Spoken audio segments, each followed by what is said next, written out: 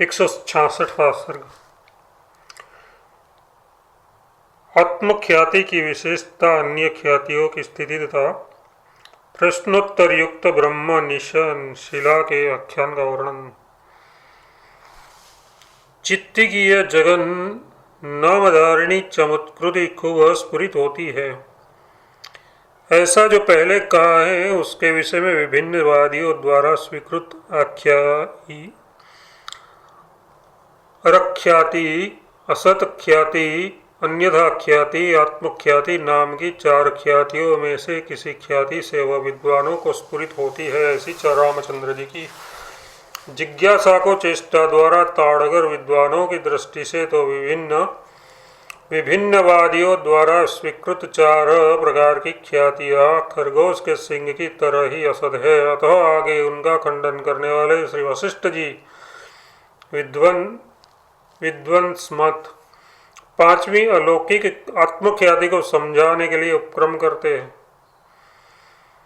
श्री वशिष्ठ जी ने कहा, वत्स श्री रामचंद्र जी वाच्यार्थ सहित आत्म शब्द से और ख्याति शब्द से रहित यानी अखंडार्थ वाले आत्मा और ख्याति रूप दो पदों की लक्षार्थ रूप इस आत्मख्याति को आप आगे कही जाने वाली शिला के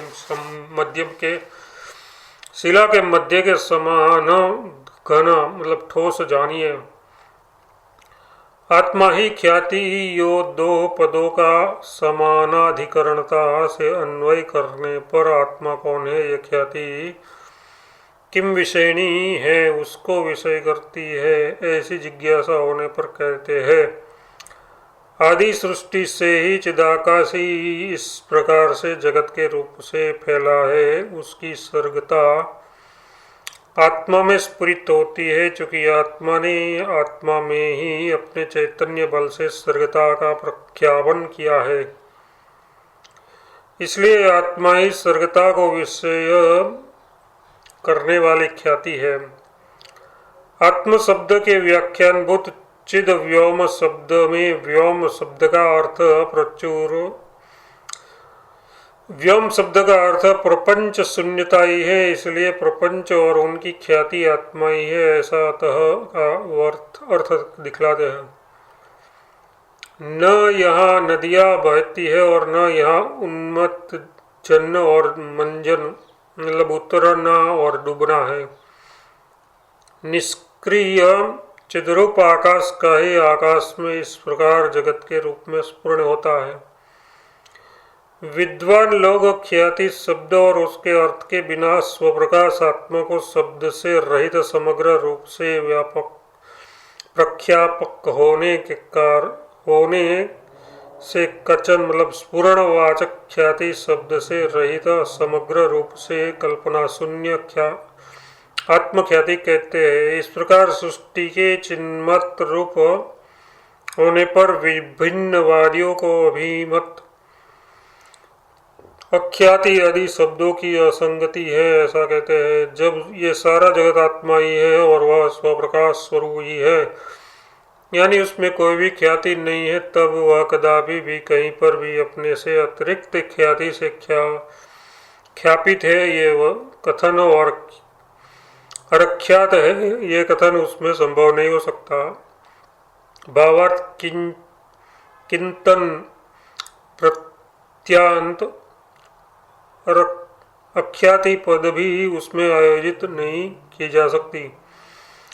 भावार्थ किंतन प्रत्यांत अख्याति पद की योजना उसमें क्यों नहीं की जा सकती।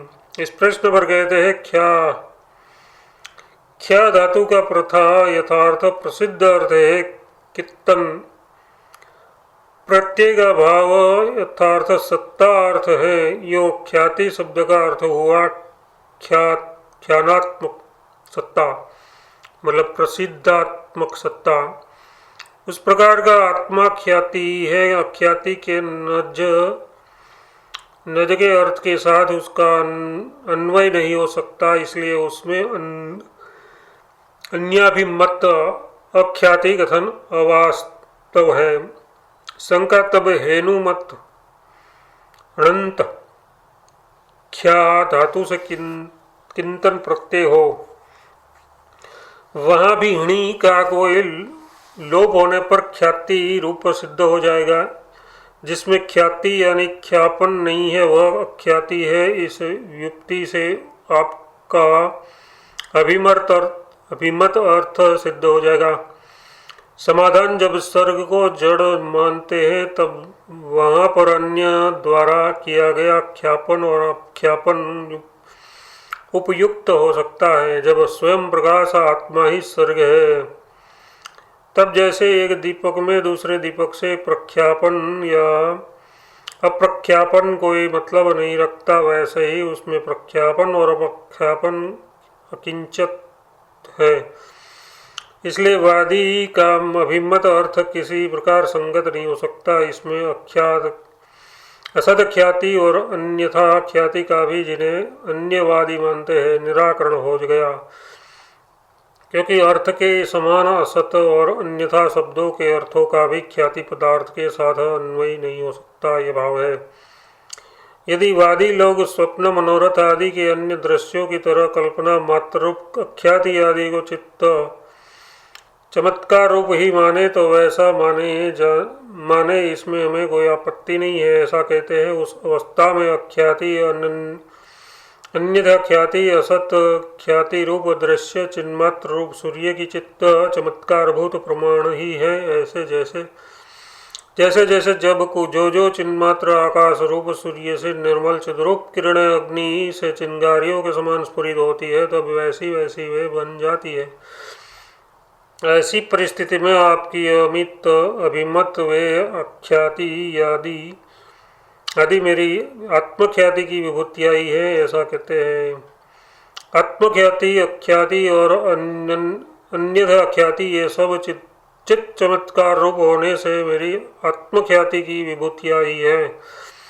पूर्व वर्णित आत्मख्याति का उपसंहार करते हुए पहले जो शिला जठर निर्धनाम, शिला के अंदर के समान ठोस ऐसा पद कहा था, उसकी शिलोपाख्यान द्वारा व्याख्या करने के लिए भूमिका बांधते हैं। आत्मा और ख्याति पद के वाच्य अर्थ से विरहित, आत्मा और ख्याति के लक्ष्यार्थ आदि अंत से शून्य वाणी का विषय ये आगे कहा जाने वाला एकमात्र ठोस रूप से स्थित आत्मख्याति पद का अर्थ है। इस विषय में कर्ण विभूषण ये महान आख्यान आप सुनिए। ये आख्यान द्वैत दृष्टियों को नष्ट करने वाला है और ज्ञान रूपी सूर्य को चमकाने वाला है। चारों ओर नीला आकाश ही यदि दीवार या चट्टान बने, उसके समान कठिन निर्मल और विशाल एक शिला है, जिसका विस्तार हजारों करोड़ योजन है। उस शिला में कहीं पर भी संधियों का जोड़ नहीं है। ये अत्यंत निबिड़ मतलब ठोस वज्र के समान मजबूत महान विस्तार वाली, अत्यंत पुष्ट और कठोर उदार वाली तथा आकाश के समान निर्मल है। असंख्य कल्पों तक उसका नाश होने वाला नहीं है। वह अत्यंत निबिड़ अंग वाली है। सुंदरता में भी वह अपना जोड़ नहीं रखती और निर्मलता में तो वह आकाश सी दिखाई देती है। उसकी सजातीय अन्य कोई वस्तु प्रसिद्ध नहीं है, अतः उसकी विशिष्ट यानी विजातीय से व्यापृत जाति को कोई भी नहीं जानता। उसने देश काल प्रकार को यानी वह कैसी है, किस दिशा में, किस देश में है और किस काल में, ये भी कभी किसी ने नहीं जाना। ये वसीला अत्यंत घनी असीम कठोर वज्र के समान दृढ़ और अविनाशी है। भूतों यानी महाभूतों और चतुर्विद जीवों से विरहित उसके उदर के अंदर उसकी स्वरूपभूत रेखा रूप बहुत सी कमल राशियाँ शंख गदाय चक्र आदि वे वैसे ही विद्यमान है जैसे कि स्फटिक शिला में अंदर स्वरूपभूत बहुत सी रेखाएं रहती है। वहाँ शिला के अंदर आकाश वायु जल तेज आदि जगत था ही नहीं, किंतु पूर्वोक्त प्रकार से दृष्टिगत हो रही अपनी रेखाओं की ही उसने आकाश वायु जल तेज आदि पृथ्वी आदि संज्ञाएं रख ली। श्री रामचंद्र जी ने कहा, भगवान वह शिला है, शिला अचेतन होती है, वह सारा संसार जानता है, फिर उसको चेतना कहाँ से प्राप्त हुई, ये मुझे बतलाने की कृपा कीजिए। यदि आप अचेतन ही हैं तो उसने आकाश वायु आदि नाम कैसे रखे? नाम रखना तो किसी चेतना का ही काम है। जातिस्तु जाति तस्या विनश्या नैव किंचन। इन उक्ति से ही इस प्रश्न का उत्तर हो चुका है, जो श्री वशिष्ठ जी के प्रश्न का समाधान करते हैं। श्री वशिष्ठ जी ने कहा, है प्रिय राम जी, विशाल तथा दीप्यमान वह शिला न चेतन है और न जड़ है, उसकी जाति को कौन जान सकता है? उसमें दूसरा है भी कौन जो उसकी जाति को जानने का वह भाव है? श्री रामचंद्र जी ने कहा, मुनिवर, यदि उसमें कोई दूसरा नहीं है तो आपने जिन आकाश वायु आदि के आकार वाली उसके उदर में स्थित रेखाओं का वर्णन किया है, उन्हें कैसे देखता है, अथवा किसने कब उसके अंदर विचित्र रेखाओं के आकार में हथौड़ी आदि से उन्हें गढ़ा, और अंदर हथौड़ी आदि का प्रवेश न हो सकने के कारण कैसे उसने उन्हें फिर विनिष्ट किया, ये मुझे बतलाने की कृपा कीजिए। श्री वशिष्ठ जी ने कहा, वत्स श्री रामचंद्र जी, वह अत्यंत दृढ़ शिला तोड़ी नहीं जा सकती और न कोई तोड़ने वाला ही है। अपार पर्यंत यानी अति विशाल काया वाली उसी ने सब कुछ व्याप्त कर रखा है। उसके अंदर रेखा रूप असंख्य वृक्ष राशियाँ, पर्वत रसिया श्रेणियाँ, नगर और ग्राम है। उसमें रेखा रूप ही सूक्ष्म, स्थूल, निराकार और साकार देव दानव आदि नामधारी जीव प्रतिमाओं की तरह विद्यमान है। उसमें आकाश नाम की विशाल रेखा है तथा उसमें उसके भीतर चंद्र और सूर्य नाम की असंख्य रूप रेखाएं भी है। श्री रामचंद्र जी ने कहा, है ब्राह्मण, वहाँ पर उनकी रेखाओं को किसने देखा? वे किस तरह की है और अति निबिड़ पत्थर है। पत्थर के अंदर पत्थर के अंदर स्थित वे कैसी देखी जा सकती है? कृपया आप कहिए। श्री वशिष्ठ जी ने कहा, है रामचंद्र जी, उसके अंदर उस तरह की वे रेखाएं मैंने देखी है। यदि आपको उन्हें देखने की इच्छा हो तो आप भी उन रेखाओं को समाधि द्वारा देख सकते हैं। श्री रामचंद्र जी ने कहा, है मुनिश्रेष्ठ, उस तरह की वज्र से भी मजबूत वह शिला तोड़ी नहीं जा सकती, फिर भी आपने उसके गर्भ में स्थित रेखाएं कैसे देखी? श्री वशिष्ठ जी ने कहा, है रामचंद्र जी, मैं भी वशिष्ठ शरीर भी इसके गर्भ में स्थित रेखा रूप ही हूँ। इस कारण वहाँ पर स्थित मैं सब रेखाओं को पूर्णतया देखता हूँ। उसके अंदर स्थित हुए मैंने अंदर स्थित सब रेखाओं को देखा, नहीं तो उस शिला को तोड़ने फोड़ने की किसमें सामर्थ्य है? अब तत्वतः उस शिला को और वशिष्ठ जी को जानने की इच्छा से श्री रामचंद्र जी ने पूछते हैं। श्री रामचंद्र ने कहा, वह शिला कौन है और आप कौन है? कहाँ पर स्थित है ये शिला नामक? किसको आप कहते हैं और क्या आपने वह शिला देखी है? कृपा करके ये सब यथार्थ रूप से मुझसे कहिए। श्री वशिष्ठ जी ने कहा, वत्स, इस शिला आख्यान वचन भंगी से मैंने आपसे परमात्मा महसत्ता का वर्णन किया है। ये विशाल शिला नहीं है, उस परमात्मा महासत्ता रूप शिला के छिद्र रहित गर्भ में ये सब लोग उस शिला के मांस जैसे ही स्वरूप भूति स्थित है। सारा जगत उस शिला का अंग ही है। वह ये विस्तार से कहते हैं, हे श्री रामचंद्र जी, आकाश को अब उस शिला का अंग जानिए। वायु आदि 5 महाभूत उसके अंग है, ये समझिए। क्रिया शब्द आदि यानी वायु, आकाश आदि सब भूत भौतिकों के धर्म, वासना आदि उनके आदि मन के धर्म और पक्ष, मास, वर्ष आदि काल भी कल्पनाएं उसकी शिला के अंग है। उक्त को ही स्पष्ट रूप से कहते हैं, भूमि, जल, तेज, वायु, आकाश, मन, बुद्धि, अहंकार, ये सब उस शिला के अंग कहे गए हैं।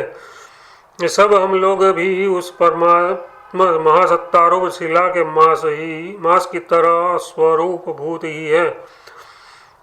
उक्त परमात्मा महाशिला से अभिन्न होते हुए भी ब्रह्मवश अपने को उसने भिन्न समझते हैं। जो ये चिन्मात्रिक स्वरूप अति महती शिला है, यदि उसके पृथक कोई है तो वह कहाँ पर है और वह कौन है, ये बता लाइए। यदि कोई कहे पृथ्वी, गड्ढा, वस्त्र आदि ही उसके पृथक रूप से प्रसिद्ध है तो इस पर नहीं कहते हैं। ये भूतल घट पट आदि शुद्ध संवेदन रूप ही है। जैसे स्वप्न में केवल चेन संवेदन रूप घट पट आदि का भान होता है, और जैसे जल का ही तरंगा आवर्त बुदबुदा आदि रूप से भान होता है, वैसे ही इसका भी भान होता है। तत्वज्ञ लोग घटपट आदि इस सकल भूत भौतिक पदार्थों को सर्वतः व्याप्त परमार्थ घन एक रस शांत चिन्मात्र घन ब्रह्म ही जानते हैं। महाचित्त में सारा जगत ब्रह्मशिला का गर्भ ही है, और वह छिद्रों से रहित असीम तथा आदि मध्य और अंत से शून्य है। उक्त प्रकार के ब्रह्मात्मा ने अपने आप ही सृष्टि जगत भुवन आदि प्रणय वाली दृश्य राम धारिणी यह कल्पना की है। 166वां सर्ग समाप्त।